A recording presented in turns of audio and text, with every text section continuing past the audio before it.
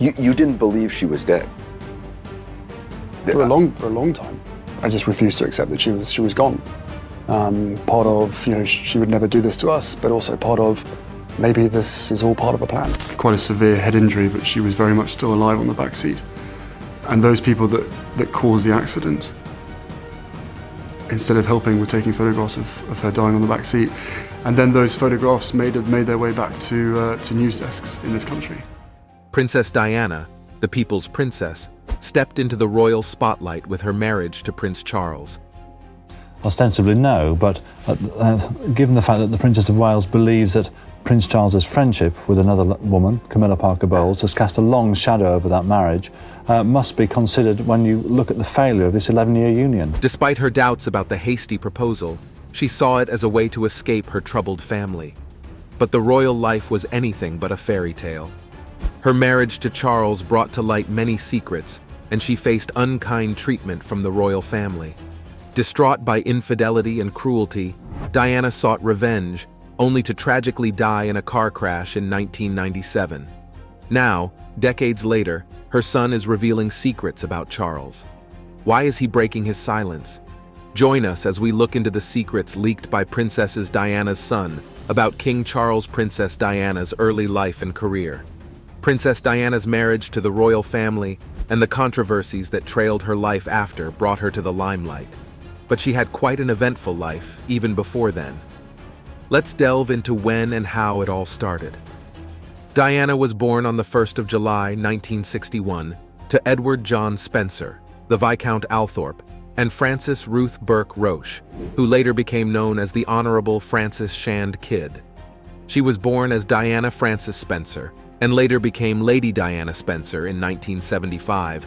Above all, we give thanks for the life of a woman I'm so proud to be able to call my sister.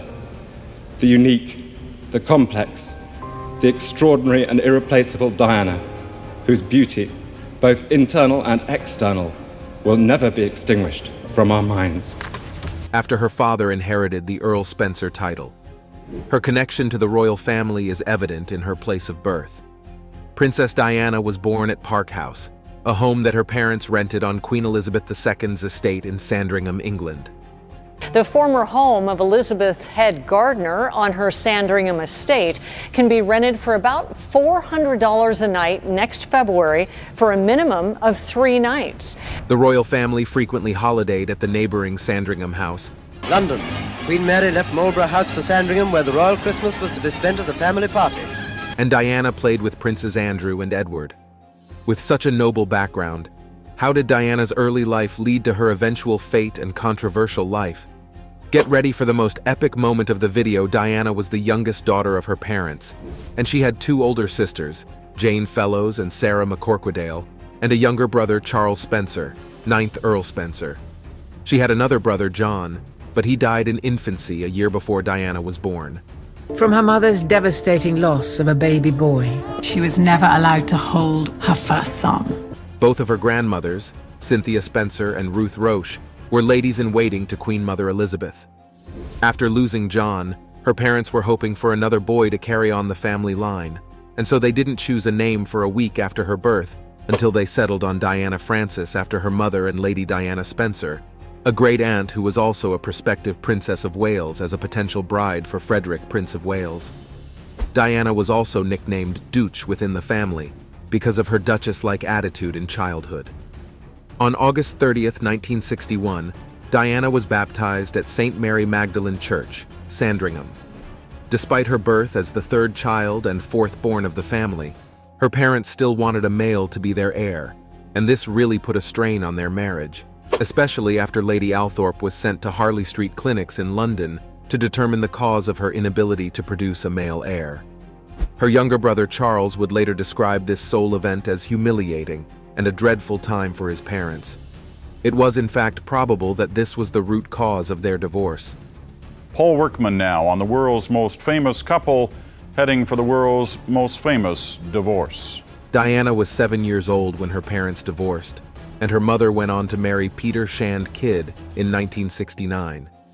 Diana still lived with her mother in London immediately after her parents' separation in 1967. But after going on holiday to her father's home during the Christmas holiday that same year, her father, Lord Althorp, refused to let his daughter return to London. Shortly after, he won custody of Diana with the support of his former mother-in-law, Lady Fermoy. In 1976, Diana's father married Rain, Countess of Dartmouth. Their stepfamily relationship wasn't typical. Diana didn't get along with her stepmother and often called her a bully, even pushing her downstairs once. She described her childhood as very unhappy and unstable. After her father inherited the Earl Spencer title in 1975, she became Lady Diana. The family moved from Park House to Althorp, their estate in Northamptonshire. For schooling, Diana was initially homeschooled by her governess, Gertrude Allen. Later, she attended Sillifurled Private School in King's Lynn, Norfolk, beginning her formal education there. This upbringing shaped Diana's early years, marked by family tensions and transitions. Her strained relationship with her stepmother and the move to Althorp were significant events that influenced her upbringing and perspective on life. When she was 9, she moved to Riddlesworth Hall School, an all-girls boarding school near Thetford. Later on, in 1973, she joined her sisters at Westheath Girls' School in Sevenoaks, Kent. But her academics largely suffered because of her bad performance in school, which some say is probably a result of her strained childhood and her parents' divorce and remarriage, which she largely witnessed. She even failed her O-levels twice. In spite of this, Diana stood out in terms of community service, and this outstanding spirit was recognized with an award from her school, Westheath. What she lacked in academics, she made up for in community engagement. She left Westheath when she was 16, and up until that point, her brother Charles says she was a very shy young lady. She also had great skills, including her excellent musical ability as a skilled pianist. It's a well-known story told in an unexpected way, set to music on a Broadway stage. I choose a fresh new start. Diana the musical is framed around the Princess of Wales' relationship with Prince Charles. She was an excellent swimmer and diver, and she also studied ballet and tap dance. It was only academics that was not her forte. Between 1979 and 1981, Diana lived at Coleherne Court in Chelsea, London. In 1978, she started a mini-career in line with her passion for children, working as a nanny for Philippa and Jeremy Whittaker in Hampshire. She attended a finishing school in Rougemont, Switzerland for one term, but left after Easter 1978. Back in London, she shared her mother's flat with 2 friends from school. In London, Diana took an advanced cooking course and worked various low-paying jobs. She was a dance instructor for youth until a skiing accident caused her to miss 3 months of work. Then, she worked as a playgroup preschool assistant, did cleaning for her sister Sarah, and acted as a hostess at parties. She also babysat for the Robertsons, an American family in London, and worked as a nursery teacher's assistant at the Young England School in Pimlico. In July 1979, her mother bought her a flat at Coleherne Court as an 18th birthday present. She lived there with 3 flatmates until February 25, 1981. It's amazing how she got involved with Prince Charles after such an eventful life. Royal marriage, sons' births, and lingering controversies. Diana and Prince Charles met in 1977 in unusual circumstances. The love story between Prince Charles and Lady Diana is particularly steeped in royal history, around which many rumors have surfaced up to this day. As Charles was dating her sister Sarah, none of them could have imagined their future together. Charles thought she was jolly, and after his relationship with Sarah ended in 1978, they stayed friends. Diana attended Charles's 30th birthday party in Buckingham Palace in November 1978, and in January 1979, she met Charles again at a weekend shooting party at Sandringham as a guest of Queen Elizabeth II. Later in the summer of 1980, Diana and Prince Charles met again at a house party hosted by her friend Philip de Pass in New Grove. After observing her shy nature and wise way of speaking, Charles considered her a potential girlfriend, despite their 13-year age gap. While sitting on a bale of hay at a post-polo barbecue, Diana sympathized with Charles over the loss of his great-uncle, Lord Mountbatten. Her comforting words struck a nerve, and he decided to pursue a relationship with her. It's always easy to be smart in hindsight, but when you look at this couple's soap opera, of body language throughout their marriage and before their marriage. Did her words make him fall in love? Don't miss the next scene where things get even more interesting. After this, Prince was keen to spend more time with Diana, and he invited her to Balmoral to join him and a group of friends there for a summer holiday. This delighted Diana in no small measure, as she was beginning to adore Charles. After meeting about 13 times, Prince Charles proposed to Diana. He was said to be largely influenced by his father, Prince Philip, who TD'd him in a memo to stop playing the field and get married. His father had said, "You either marry this girl or let her go." Being confused as ever, he took this to mean that his father wanted her to marry Diana, and he proposed to her on February 3, 1981, after a few months of dating at Windsor Castle. Diana was so surprised that she first thought it a joke, but it was real. Prince Charles was damn serious. The formal engagement press call was on February 24, 1981, when after Beijing asked by reporters if they are in love, Diana had replied with certainty while Charles had said, "Whatever in love means." In March 1981, Charles flew to Australia and New Zealand for 5 weeks, leaving his newly betrothed behind. She's spotted crying at Heathrow Airport upon his departure, not because she is sad, but because before he left, he had taken a phone call with Camilla Parker Bowles, his ex. Notwithstanding all these, they got married on July 39, 1981 at St. Paul's Cathedral, with 2,650 guests, and a television audience of around 750 million people watching. Charles was wary of going through with the marriage, but he didn't want to let the royal family down. It would look as though Prince Charles was more eager to find a qualified bride than to actually find a love match. Although he was struck by some of her qualities, it wasn't necessarily love, considering that he was still very much in sync with his ex-girlfriend Camilla, a major problem that would later cause much problems in the marriage. Some believe that Prince Charles married Diana because he needed someone who would fit into the royals' family requirement of a prince, and also to produce his own heirs to the royal throne. Princess Diana's problems began right on her wedding day, because the royal family is a subject of intense media attention.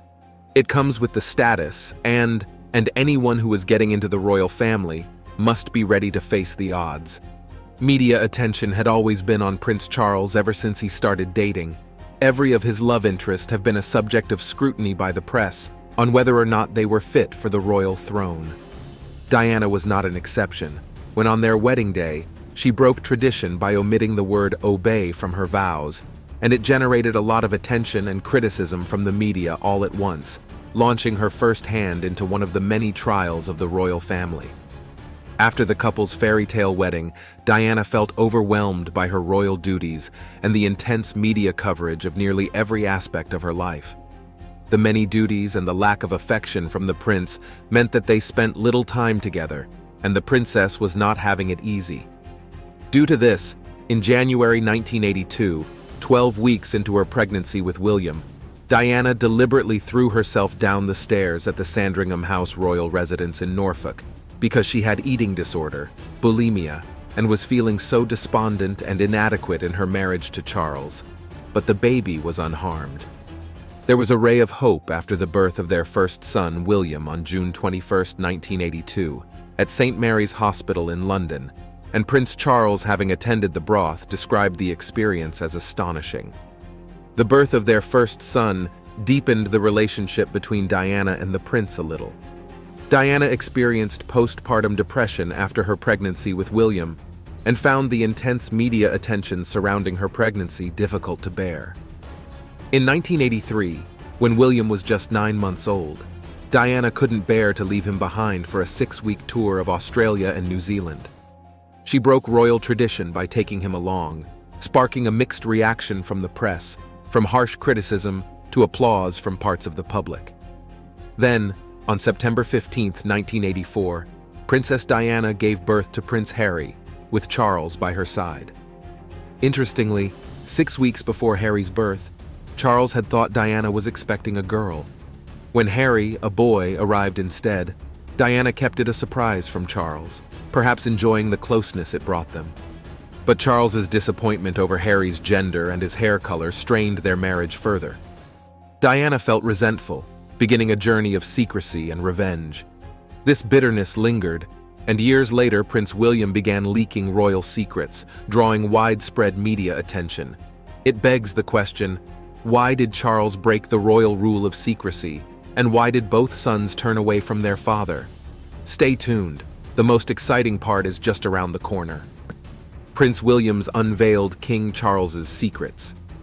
In the recent royal biography Endgame, written by the royal annalist Omid Scobie, secrets and explosive claims revealed in the book about King Charles, marriage to Diana, and even under his rule were attributed to have been leaked by Prince William's.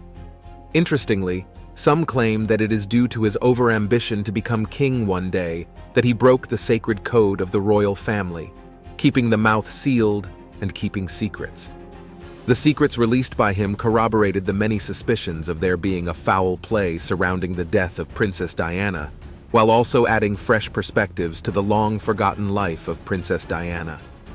The news was that he leaked private information about both Harry, his brother, and King Charles. Princess Diana's death had been subject to one conspiracy theory or the other, and the most apparent one was that the driver was intoxicated. But more than this, the princess's suspicion of the royal family always plotting against her during her lifetime did not help matters. During her frustrating times with the prince, she believed at some point that Charles wanted her out of the way in order to marry his true love, Camilla. So, many implied that her death might not be a natural accident after all. One major open secret of Prince Charles was his affair with Camilla Parker Bowlers, both before and after the marriage with Princess Diana. On finding out, Camilla was a bone in Camilla's throat, coupled with the loneliness, extreme media attention, and the mental health issues that Diana faced after the marriage. On the Monday before her wedding, she had discovered a beautiful bracelet her future husband intended to give to Camilla. Diana considered calling off the wedding after discovering the bracelet, which confirmed her worst suspicions about Charles's relationship with Camilla. But after lunch with her older sisters, she was persuaded otherwise, telling her that it was too late to chicken out. Tremendously unhappy in their marriage by 1986, both Charles and Diana had extramarital affairs. In the late 1980s and early 1990s, Charles maintained constant communication with Camilla, who was also unhappily married to a promiscuous husband. Their affair reignited despite her troubled marriage, a fact Prince Charles admitted to his biographer Jonathan Dimbleby in 1994. She was the villain. She was the third person in the marriage. The villain Prince Harry is referring to is Camilla, King Charles's wife and now Queen Consort. Meanwhile, rumors swirled that Diana had an affair with Army Captain James Hewitt, possibly in response to her own marital unhappiness. Between 1987 and 1992, their troubled marriage garnered intense media scrutiny. Diana's absence from Charles's family summer trip in 1987 sparked headlines about a royal rift. Public appearances often revealed their distant and unhappy demeanor, further fueling speculation about their relationship. The media closely followed their every move, analyzing their interactions and adding to the public's fascination with their marital struggles. In 1988, Georgina Howell reported that Diana was adored by everyone in the world, except her husband.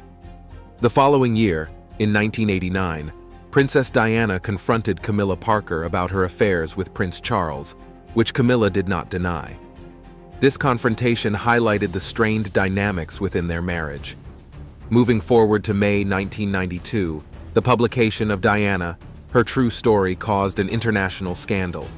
Biographer Andrew Morton detailed Prince Charles's mistreatment of Diana, including her struggles with self-harm, bulimia, and suicidal thoughts.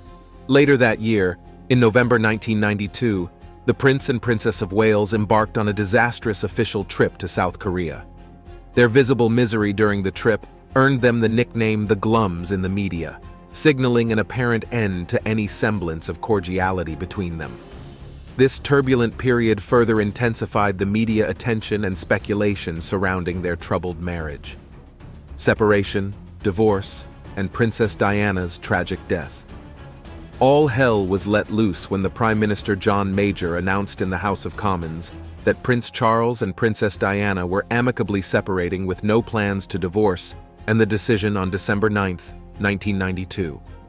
They both agreed to continue to participate fully in the upbringing of their children, he reads from a statement prepared by Buckingham Palace. In 1994, June 29th, Prince Charles attended an ill-advised tell-all interview which made Princess Diana and the royal family furious.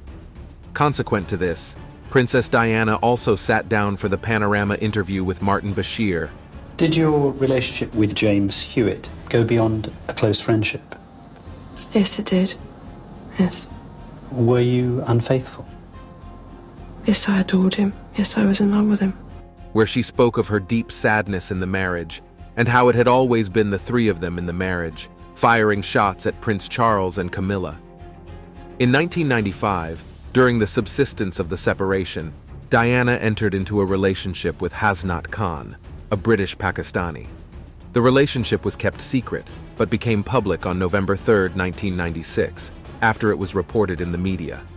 Diana tried to deflect and say they were not dating, which annoyed Hasnat, but they got past it, with Diana even visiting Hasnat's family. However, their indecision and lack of agreement on marriage led to their breakup in 1997. During this relationship, the marriage between Charles and Diana and its many controversies were laid to rest when Queen Elizabeth II wrote to Diana, requesting an early divorce for the country's sake. On June 15, 1996, the divorce between the Prince and Princess of Wales was granted. On August 28, 1996, the decree absolute arrived, and the couple was no longer married. That day, while getting ready for an engagement at the English National Ballet, Princess Diana's brother-in-law, Sir Robert Fellows, reportedly wished her good luck, stating that the divorce was an end to a wonderful story, to which she replied that it was the beginning of a new chapter. Diana received a significant financial settlement, but was stripped of her royal status. After the divorce, the cold relationship between the couple thawed, and Prince Charles even dropped by for Diana's 35th birthday. Whatever the Wales's post-divorce relationship could have been was shattered on August 31, 1997, when Princess Diana was killed in a Paris car crash. Surprisingly, it was Prince Charles and Diana's sisters who rushed to bring her home, and she was given a royal funeral. At her funeral, Prince Charles angered royal watchers by wearing a navy suit instead of mourning black. The children were left motherless and had to grieve their mother in front of the world. Prince Philip urged them to take part in their mother's funeral procession and guided them through it all. Both Prince William and Prince Harry later turned against their father in solidarity with their deceased mother. Although there is no love lost between the siblings, especially after Harry's marriage to Meghan and his disrespect to the royal family, they had one thing in common. On September 7, 1997, William and Harry, then ages 15 and 12, followed a route that began at Kensington Palace to Westminster Abbey.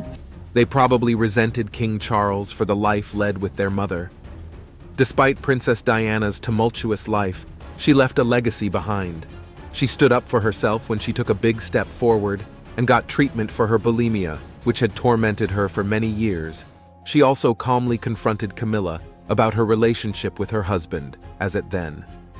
She was also able to attend to her own interest, despite her royal and marital troubles, as she embraced her role as the people's princess. She spent time reconnecting with people, listening to their stories, and helping her connect more with the world around her. The community service trait demonstrated by her in her early life is also evident, because she took up the advocacy for HIV/AIDS patients, removing the stigma surrounding them by shaking hands and even hugging a patient, thereby sending a powerful message as regards who the disease was viewed. The royal family continues to live with hideous secrets, and their exposure has led to one controversy or the other over the years. Prince William continues to shed light on the secrets that shaped his mother's life, and the royal family breaking the implied oath of secrecy in the royal family. What do you think of Prince William's action and his mother's life? Drop your thoughts in the comments section.